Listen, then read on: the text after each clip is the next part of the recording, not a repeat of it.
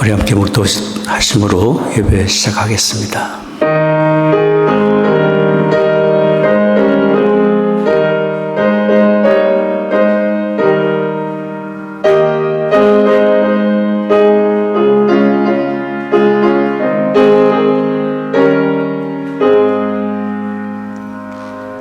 하나님은 우리의 피난처시요 힘이시니 환난 중에 만날 큰 도움이시라. 그러므로 땅이 변하든지 산이 흔들려 바다 가운데 빠지든지 바닷물이 흉용하고 뛰놀든지 그것이 넘침으로 산이 요동할지라도 우리는 두려워 아니하리로다.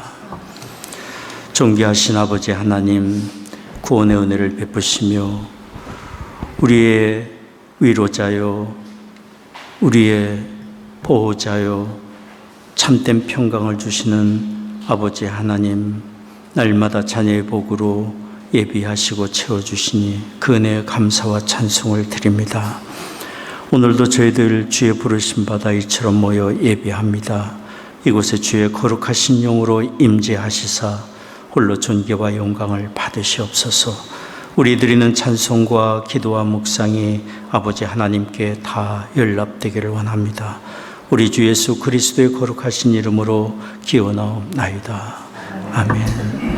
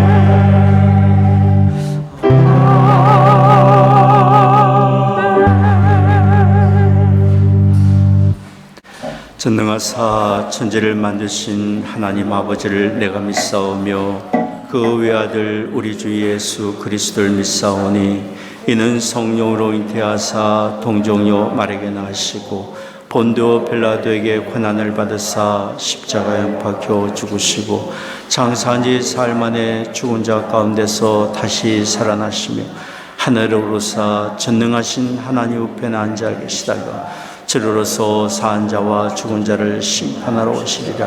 성령을 믿사오며 거룩한 공예와 성도와 서로 교통한 것과 죄를 사하여 주시는 것과 몸이 다시 산 것과 영원히 사는 것을 믿사옵나이다. 아멘.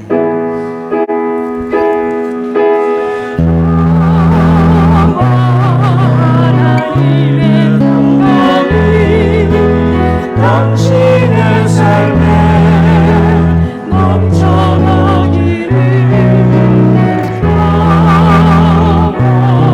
영원한 영광이 당신의 삶에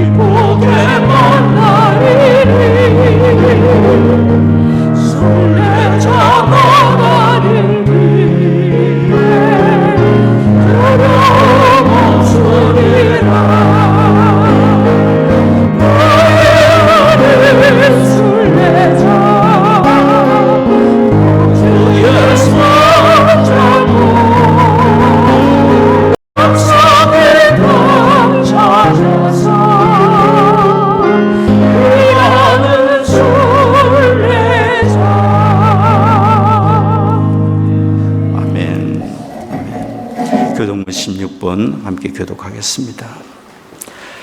하나님이여 주는 나의 하나님이시라.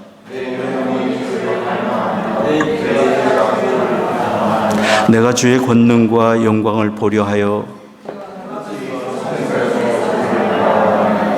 주의 인자가 생명보다 나음으로 이러므로 내 평생의 주를 송축하며 골수와 기름진 것을 먹은 것 같이 내 입이 기쁜 입술로 주를 찬송하되 내가 나의 침상에서 주를 기억하며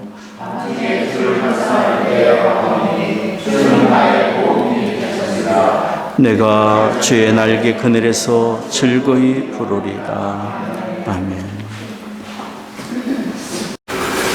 천지 만물을 말씀으로 창조하시고 주관하시며 섭리하시는 전능하신 주 여호와 하나님 아버지, 지난 한 주간도 저희의 삶을 친히 주장하여 주시고 날마다 눈동자와 같이 지켜 보호하여 주시다 이 아침 주의전으로 불러주신 은혜 감사합니다.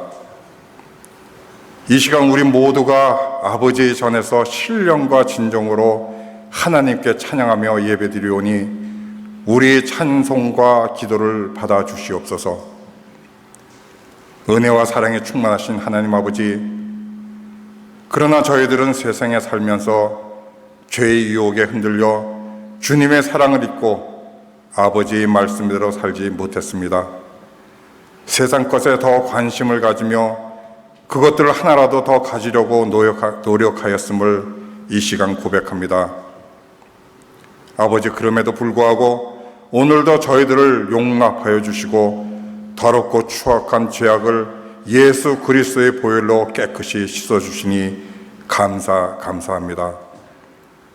바라옵기는 이 시간 저희의 어두워진 눈을 밝혀주시사 하늘의 신령한 것을 보게 하시고 어두운 이 시대를 사는 저희 그리스도인들이 빛과 소금의 역할을 잘 감당할 수 있도록 능력 위에 능력을 더하여 주시옵소서.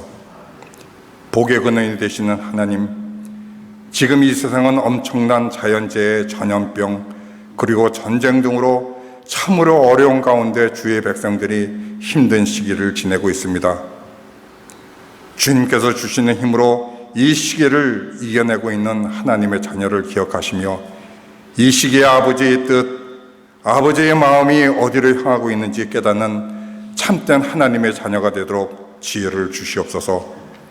나만의 이기심이 아니라 우리 모두 다 함께 주님이 주시는 평안을, 주님이 주시는 지혜를 구하는 저희들이 되도록 인도하여 주시옵소서. 생명이 되시는 아버지, 저희 부모님과 자녀를 위해서 기도합니다. 노년에 주님이 주시는 건강으로 복된 삶을 살도록 인도하여 주시며 우리들의 자녀, 공부하는 자녀, 직장에 다니는 자녀, 가정을 이루는 자녀 모두 하나님을 먼저 알고 아버지의 말씀대로 살아가는 주의 자녀가 되게 하여 주시옵소서. 이 어려운 시기에 지혜를 주시사 이 세상에 내딛는 발걸음마다 하나님의 사람으로 예수 그리스도의 향기를 드러내며 세상에 선한 영향력을 끼칠 수 있는 자녀로 인도하여 주시옵소서.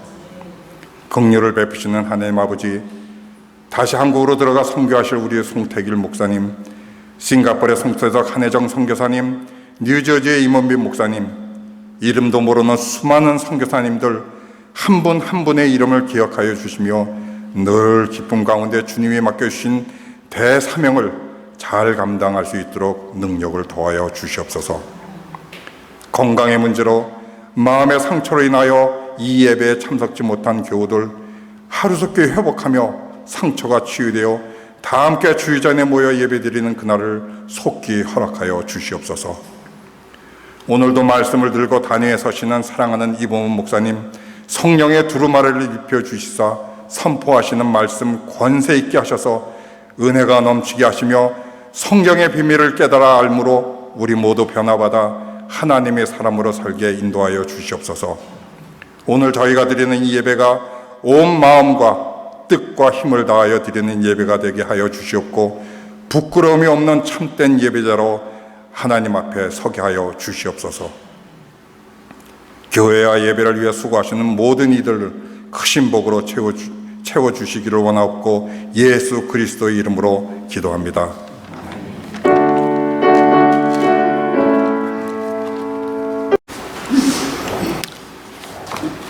이 시간 로마서 8장 5절에서 9절까지 낭독하겠습니다. 육신을 쫓는 자는 육신의 일을, 영을 쫓는 자는 영의 일을 생각하나니 육신의 생각은 사망이요 영의 생각은 생명과 평안이라. 육신의 생각은 하나님과 원수가 되나니 이는 하나님의 법에 굴복지 아니할 뿐 아니라 할 수도 없음이라. 육신에 있는 자들은 하나님을 기쁘시게 할 수 없느니라. 만일 너희 속에 하나님의 영이 거하시면 너희가 육신에 있지 아니하고 영에 있나니 누구든지 그리스도의 영이 없으면 그리스도의 사람이 아니라. 아멘.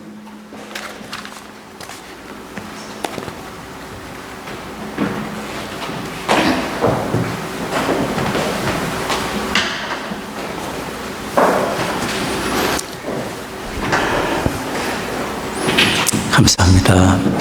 언젠가 어느 분이 저한테 이렇게 말씀을 하셨습니다. 예배 드릴 처소가 있는 것이 얼마나 큰 복인가, 이런 말씀하셨습니다.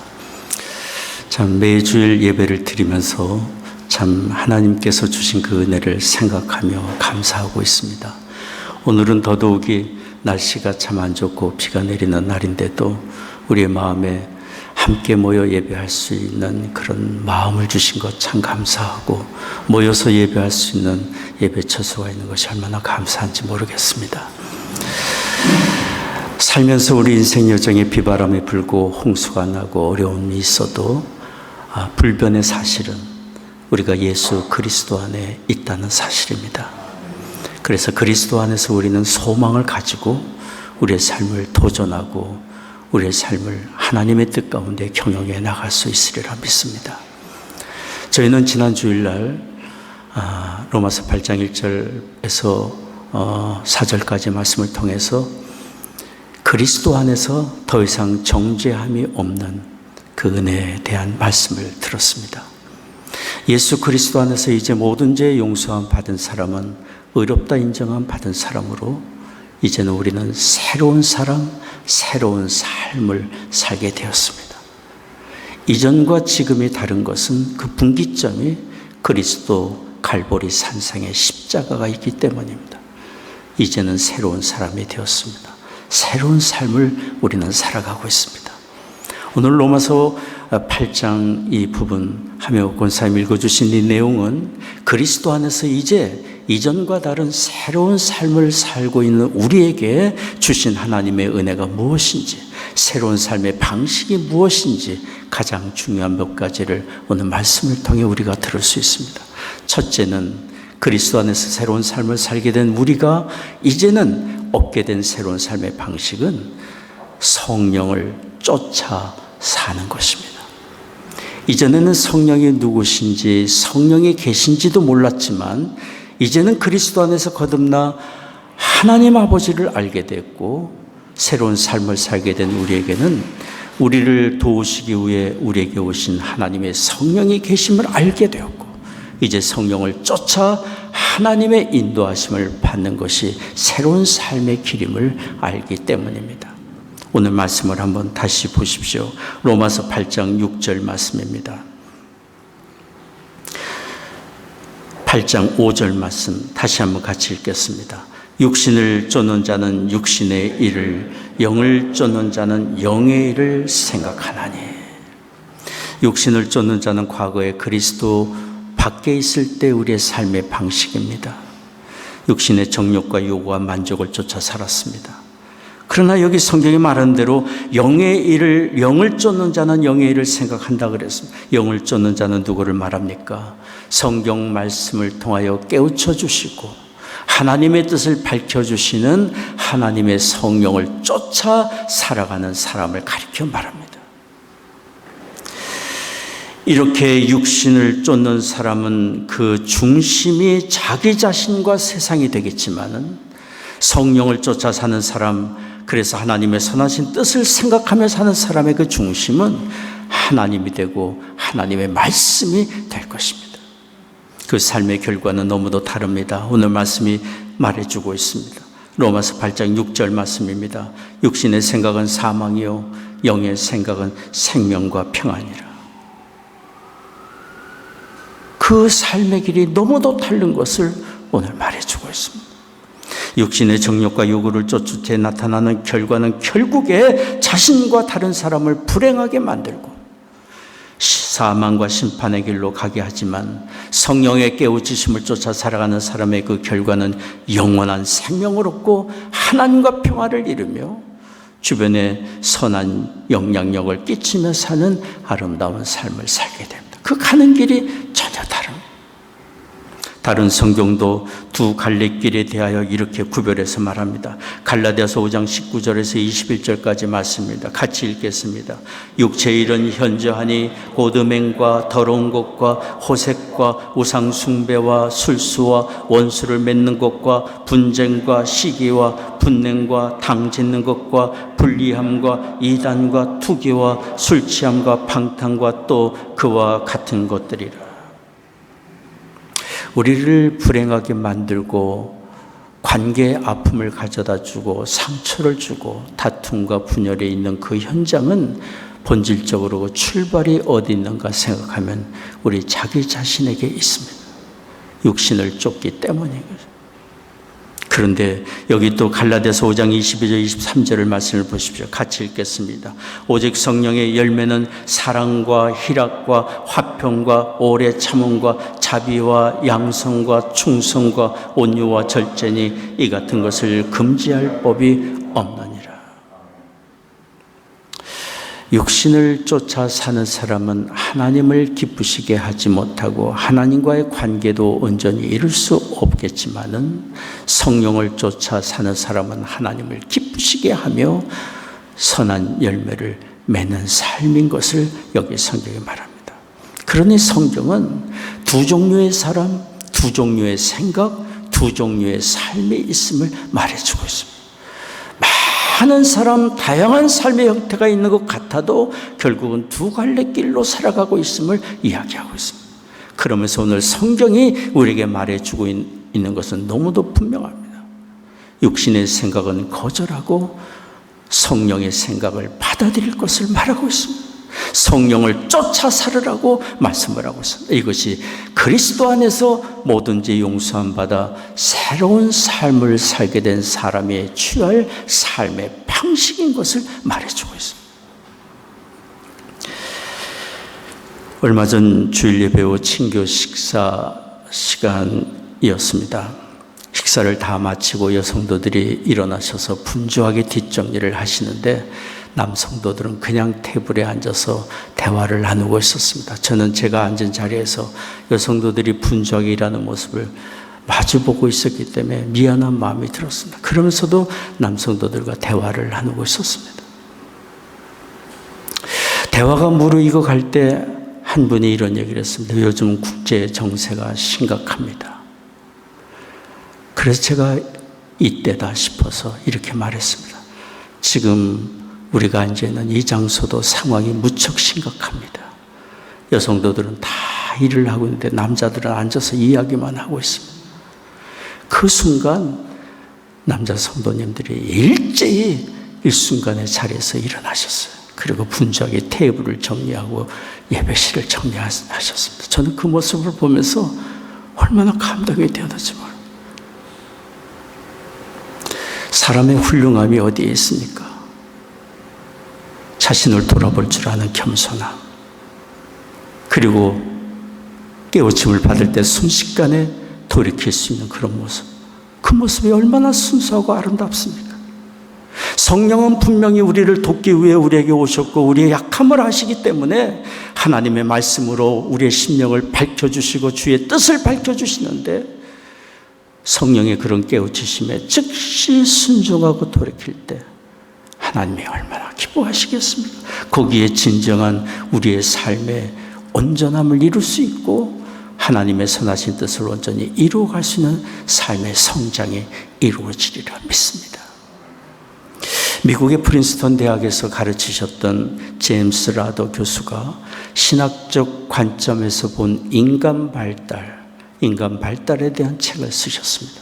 500페이지에 달하는 두터운 책에서 이분이 끌고 가고 이야기의 결론을 맺은 것은 분명합니다. 그것은 우리의 사람의 인간 발달, 온전한 삶을 이루기 위해서는 따라야 될 방식이 있는데 그것은 칼케톤 패턴이라는 얘기를 했습니다. 제임스 라더 교수가 얘기한 칼케톤 패턴이라는 것은 451년에 있었던 종교회의 칼케톤 회의를 빗대어 말한 것입니다. 451년에 지금의 터키 이스탄불인 칼케톤에서 지도자들이 모여서 회의를 열었는데요. 이 회의가 참 중요했던 것은 성경에서 증거하고 있는 예수 그리스도에 대하여 마지막 결론을 내린 회의였기 때문에, 육신을 입고 우리 가운데 오신 예수님은 완전한 하나님이신 동시에 완전한 육신을 입고 우리 가운데 오신 분이다 결론을 내렸습니다. 한 분 그리스도 안에 신성과 인성을 동시에 가지셨다고 얘기를 한 것입니다. 우리는 이미 다 알고 있고 신앙 고백을 하고 있는 사실이지만 그때까지 혼란스러운 그런 상황이었기 때문에 칼케톤 회의의 이 결론은 정말 위대한 결론이었고 성경의 가르침을 끌어내고 정리한 데, 또 하나 칼케톤 회의에서 얘기한 것은 예수님 한 분 안에 신성과 인성을 동시에 가지셨지만 신성이 더 우선권을 가지셨다고 결론을 내린 것입니다. 그것은 예수님의 삶의 방식을 말한 것입니다. 하나님이신 동시에 육신의 몸을 입고 계셨던 주님께서는 육신의 요구를 쫓은 것이 아니라 하나님의 뜻에 온전히 굴복하여 사신 것을 가리켜 말합니다. 성경에서 우리 주께서 친히 말씀하십니다. 요한복음 4장 34절에 말씀합니다. 예수께서 이르시되 나의 양식은 나를 보내신 이의 뜻을 행하며 그의 일을 온전히 이루는 이것이니라. 주님의 양식으로 삼고 주님의 최고의 목적으로 삼고 주님의 기쁨으로 삼으신 것은 아버지 하나님의 뜻을 온전히 이루는 것으로 삼으신 것입니다. 하나님의 성령의 인도하심에 굴복하여 예수님은 하나님의 그 뜻을 다 이루심으로 허물과 죄로 죽었던 우리 인류를 구원하시는 놀라운 역사를 이루셨습니다. 제임스 라더 교수는 바로 우리가 예수님의 이런 본을 따라서 육신을 죽이고 아버지 하나님의 뜻에 굴복하고 그 길로 인도하시는 성령을 쫓아 살아가는 것이 칼케톤 방식으로 살아가는 길인데, 그럴 때 우리의 온전한 인간 발달을 이룰 수 있고 하나님의 뜻하시는 온전한 사람으로 우리가 새로워져 가고 자라갈 수 있음을 이야기한 것입니다.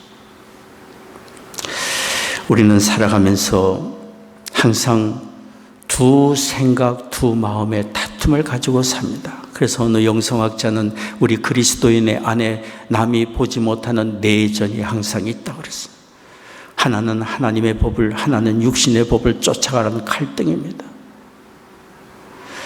분노의 마음이 있는가 하면 온유한 마음도 있고, 정죄하는 마음이 있는가 하면 이해와 관용을 하고 싶은 마음도 있고, 미움과 사랑의 다툼이 있고, 다툼과 화해를 도모하고자 하는 마음도 있고, 거짓과 진실의 갈등, 교만과 겸손, 게으름과 성실과 충성, 또는 정욕과 절제의 두 생각과 두 마음이 항상 우리 마음에서 다투고 있습니다.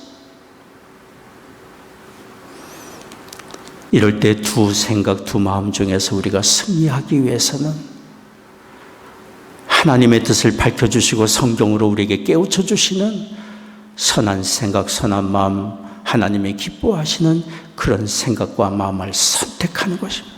칼케톤 패턴이에요. 성령을 쫓아 사는 일에 우리가 익숙해져 간다면 우리의 삶이 온전하게 발전되고 변화되어 가리라 믿습니다. 우리 주님을 본받아 사는 것, 그것이 칼케톤 패턴의 방식입니다.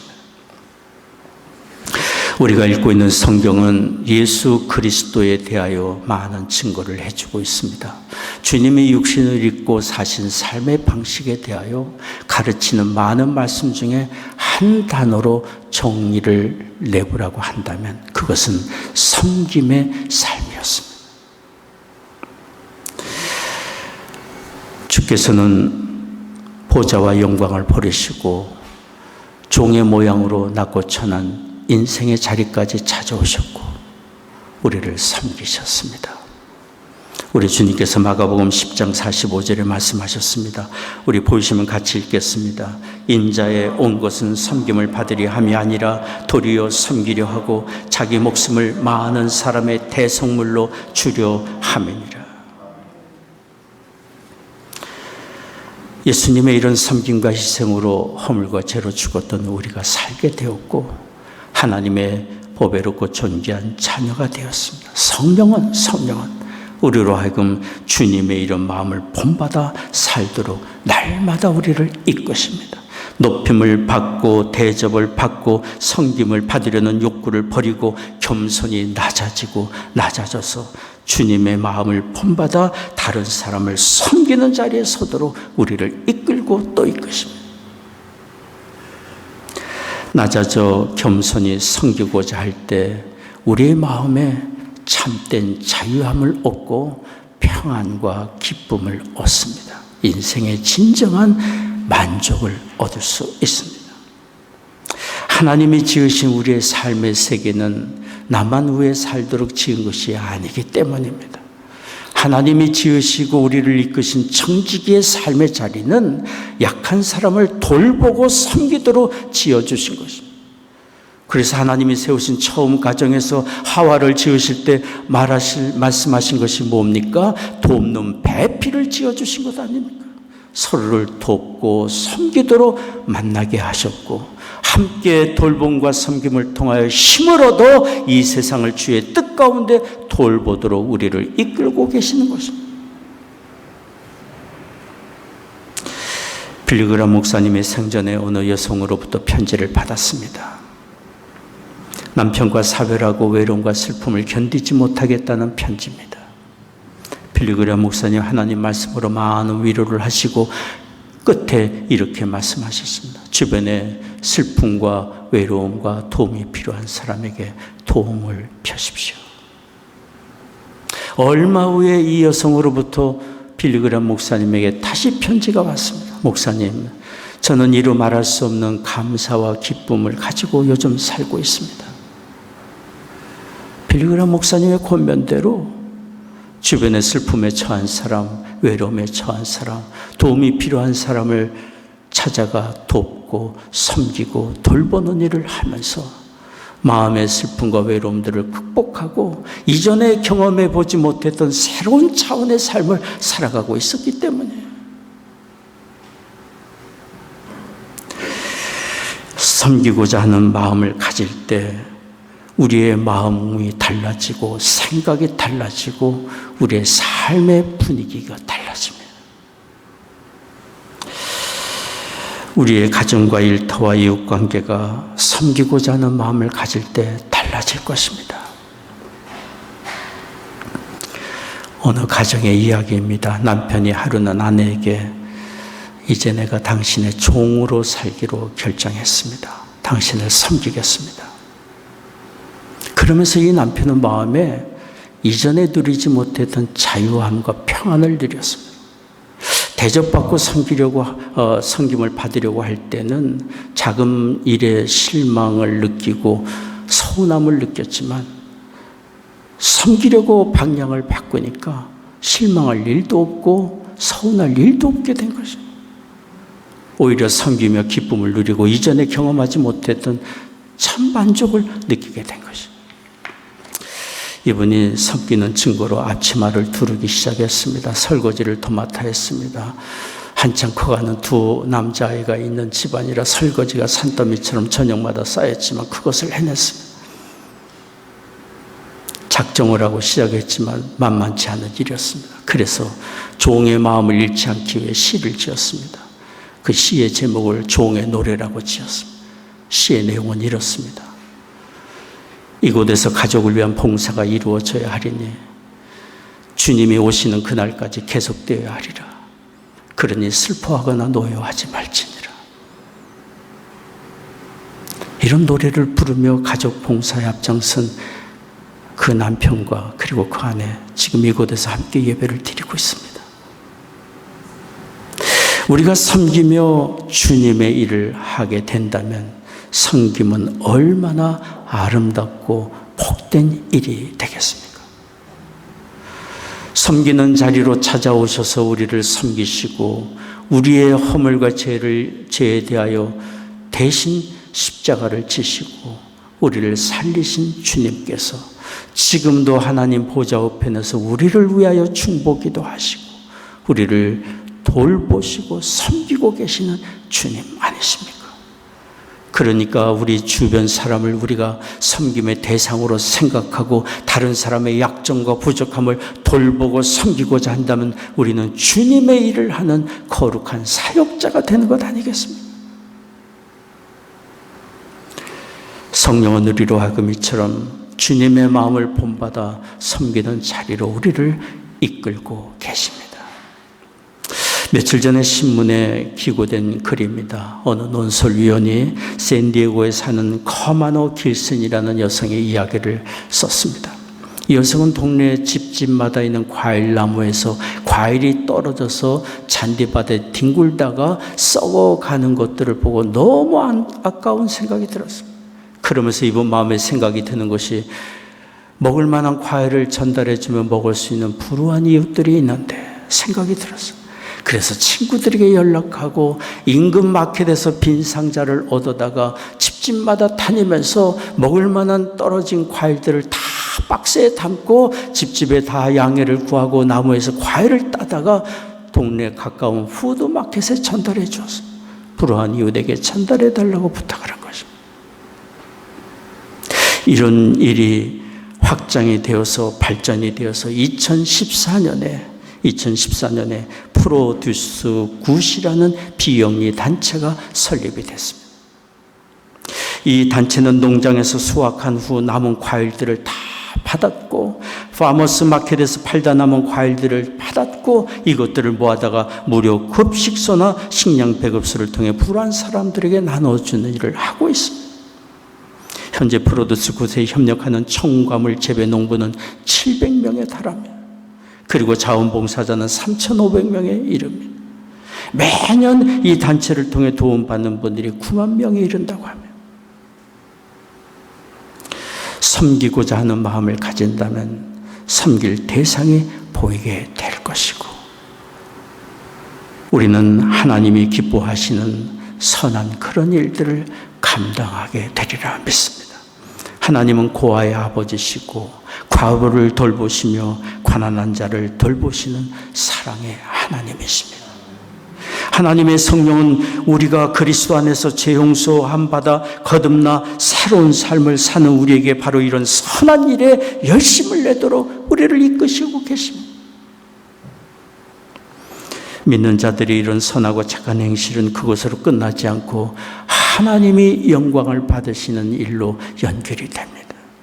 마태복음 5장 16절 말씀 여러분 보시면 같이 읽겠습니다.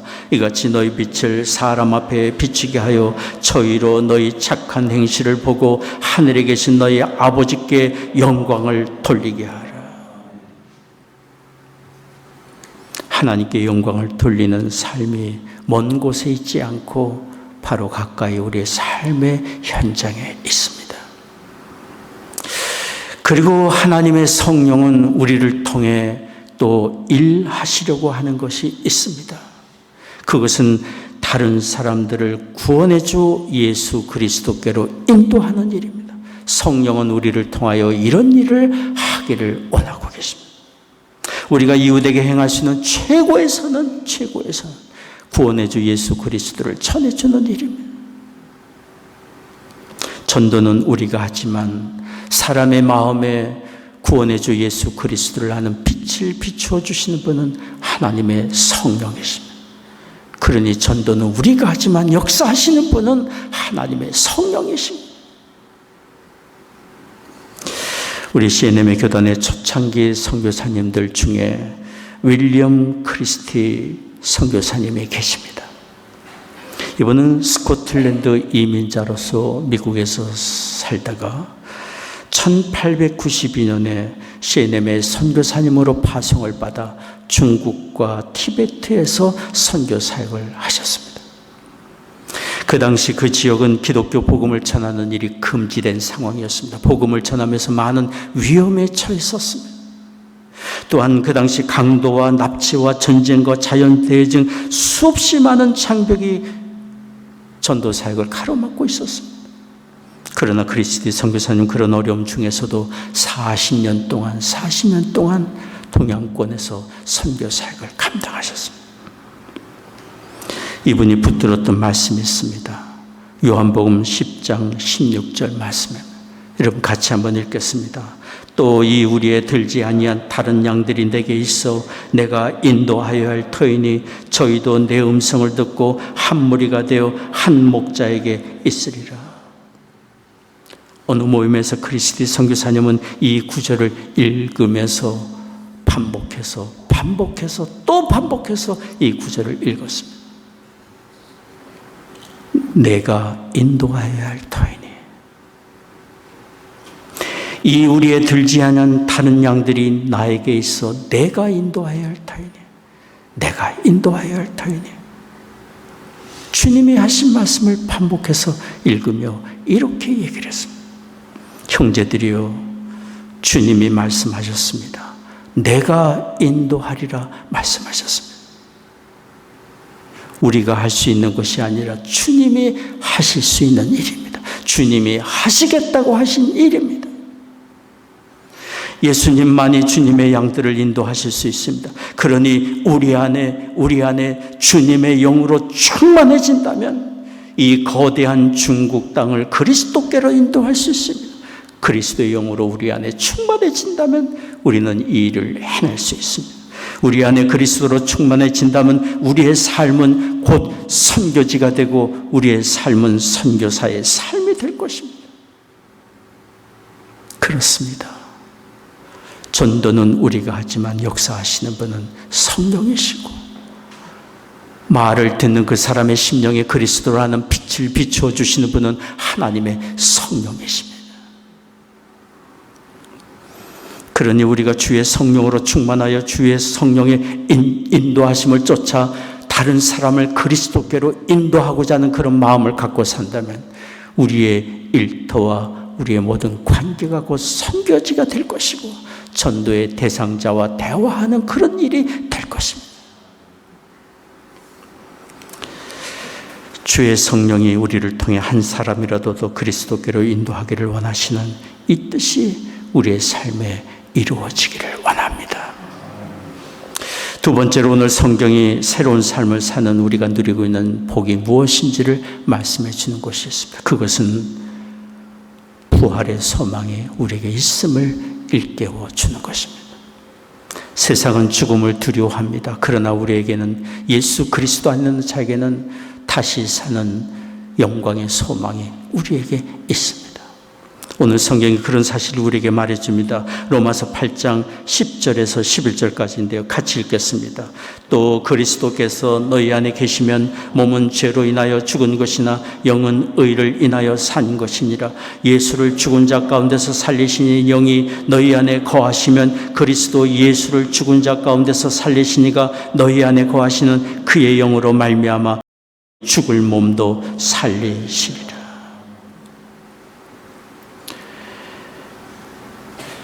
예수 그리스도 안에서 모든 죄 용서함 받고 거듭나 하나님의 자녀가 된 사람, 영생과 하나님의 나라를 얻은 사람은 이후에 부활의 영광에 참여하게 됨을 오늘 성경이 말해주고 있습니다. 우리에게 부활이 있음을 무엇이 증거해 줍니까? 하나님의 말씀이 증거해 줍니다. 변장로님이 기도해 주신 것처럼 태초에 천지를 말씀으로 창조하신 그 하나님께서 말씀하셨기 때문에 예수 그리스도 안에서 거듭난 사람에게 영생이 있고 하나님의 나라가 있고 그 나라에서 다시 깨어날 은혜가 있음을 주께서 친히 말씀하시기 때문에 또 증거가 있습니까? 있습니다. 예수님의 부활이 증거입니다.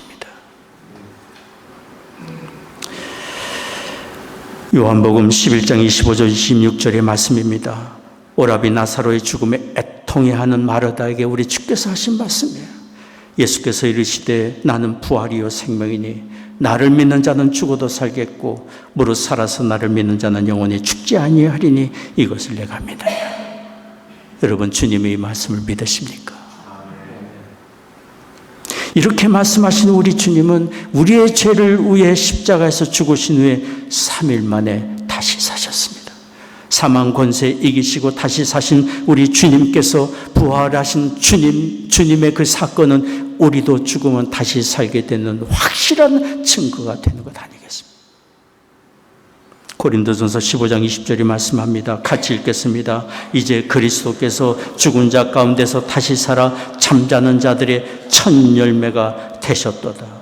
주께서 부활의 첫 열매가 되셨다고 하는 것은 그 다음 열매가 있음을 염두에 두고 하신 말씀입니다. 우리가 그 다음 차례가 될 것입니다. 성령은 우리 안에 영생과 하나님의 나라가 약속되어 있고 이제 하나님의 나라에서 때가 되면 깰 때가 있을 것을 우리에게 날마다 일깨워주고 있습니다. 부활의 소망을 가진 사람이 이 세상에서 두려움이 아니라 담대한 용기와 기쁨과 소망을 가지고 삽니다. 독일의 비렐름 부시 목사님이 예수 우리의 운명이라는 참 훌륭한 책을 쓰셨습니다. 예수 우리의 운명이라는 책입니다. 그 책에서 소개된 이야기입니다. 독일 루르라는 지역에서 한 무신론자가 수많은 청중 앞에서 2시간이 넘도록 하나님이 존재하지 않는다는 강연을 했습니다. 온갖 자신의 지식을 동원해서 2시간이 넘도록 자신의 불신에 대하여 하나님이 존재하지 않는다는 것을 설명했습니다. 그리고는 이렇게 외쳤습니다. 하나님이 계시지 않으니 여러분 마음대로 사셔도 됩니다. 청중들이 박수를 치고 환호성을 쳤습니다. 강연이 끝났습니다. 그때 한 할머니가 조용히 손을 드시고 앞으로 나오셨습니다. 그리고는 강연자에게 얘기를 했습니다. 교수님이 2시간 넘도록 하나님에 대한 불신에 대하여 얘기를 하셨으니까 저에게 5분간만 시간을 주시면 내가 믿는 하나님에 대하여 말을 하고 싶습니다.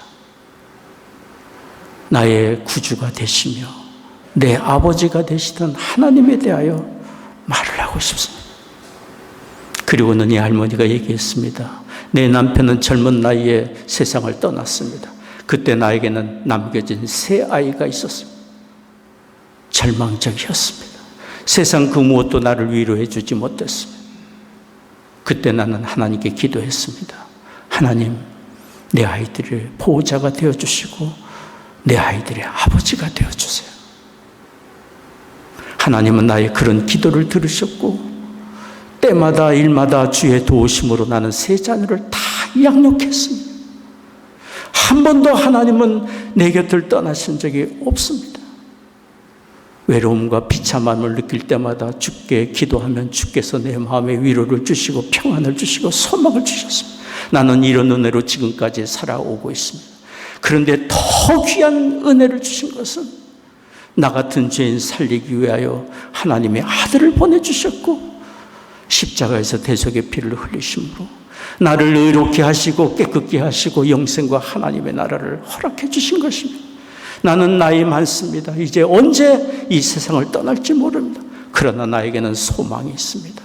이 세상에서 눈을 감을 때 아버지 하나님의 나라, 영광의 나라에서 눈을 뜨게 될 것입니다. 나에게는 이런 은혜요. 하나님이 주신 이 은혜가 나에게 있습니다. 교수님, 묻고 싶습니다. 교수님이 하나님을 부정하고 불신하고 있는 그 불신이 교수님에게 해준 것이 무엇입니까? 내가 하나님을 믿음으로 이런 은혜를 잊고 살고 있고 이 소망을 가지고 있는 것을 얘기를 했는데 이제 교수님이 말을 차립니다. 당신의 불신이 당신에게 해준 것이 뭡니까? 그날 그 교수는 할머니의 거듭되는 질문에 당황했고 아무런 대답을 하지 못했습니다. 할머니의 고백처럼 우리는 예수 그리스도 안에서 의롭게 된 사람으로서 영생과 하나님의 나라를 약속받고 있고 부활의 소망을 가지고 있습니다. 이 은혜가 우리에게 있습니다. 우리가 가지고 있는 영생의 이 소망, 부활에 이르게 되는 이 하나님의 약속, 이로 인하여 이 가지고 있는 기쁨과 이 소망은 이 세상에 그 무엇도 빼앗지 못합니다. 오늘 말씀 다시 한번 주목해 보십시오. 로마서 8장 11절 말씀 같이 읽겠습니다. 그리스도 예수를 죽은 자 가운데서 살리신 이가 너희 안에 거하시는 그의 영으로 말미암아 너희 죽을 몸도 살리시리라. 너희 죽을 몸도 살리시리라. 우리를 구원하신 하나님의 크신 은혜, 부활의 약속이 우리에게 있음을 인하여 여러분 감사하고 찬송하며 맡겨주신 인생의 정 담대하게 살아가는 우리가 되기를 원합니다. 하나님이 부르시는 최후의 소명, 하나님이 부르시는 마지막 그 순간까지 성령의 인도하심을 쫓아 선한 일에 힘쓰며 사람을 살리고 세우고 선한 영향력을 끼치는 일에 우리가 쓰임받기를 원합니다. 우리는 다 그리스도 안에서 새로운 삶을 살고 있는 사람임을 기억하기를 원합니다. 기도하겠습니다. 자비로우신 아버지 하나님, 허물과 죄로 죽었던 우리를 택하시고 부르시며 의롭게 하시고 영화롭게 하신 아버지 하나님께 감사와 찬송을 드립니다. 이제는 새로운 삶의 방식, 성령을 쫓아 살도록 인도하옵시고 우리에게 다시 사는 부활의 소망을 얻게 하시니 감사합니다. 이 약속, 이 소망을 가지고 맡겨주신 삶 담대하게 경영해 가는 우리가 되게 하여 주옵소서. 이 시간 주 앞에 예배하며 헌금을 구별하여 드립니다. 우리의 심령을 드리며 삶을 드립니다. 허락해 주신 가정마다 믿음과 사랑으로 든든히 세워져 가게 하시며 우리의 자녀들 이룬 가정과 학업의 현장과 일터에 하나님 크신 은혜 내려주시소. 우리의 자녀들 다 성령을 쫓아 살며 하나님 나라의 소망을 가지고 담대하게 사는 자녀들 되게 하여 주옵소서.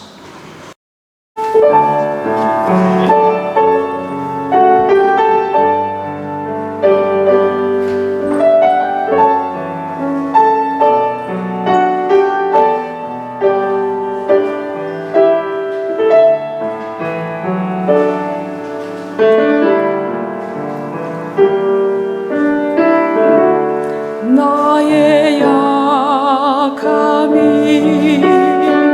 주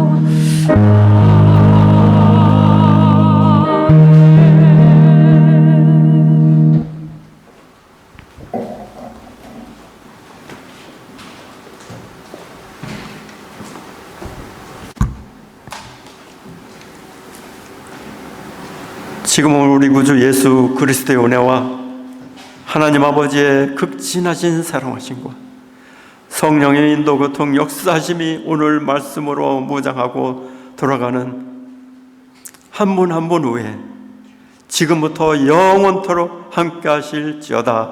아멘.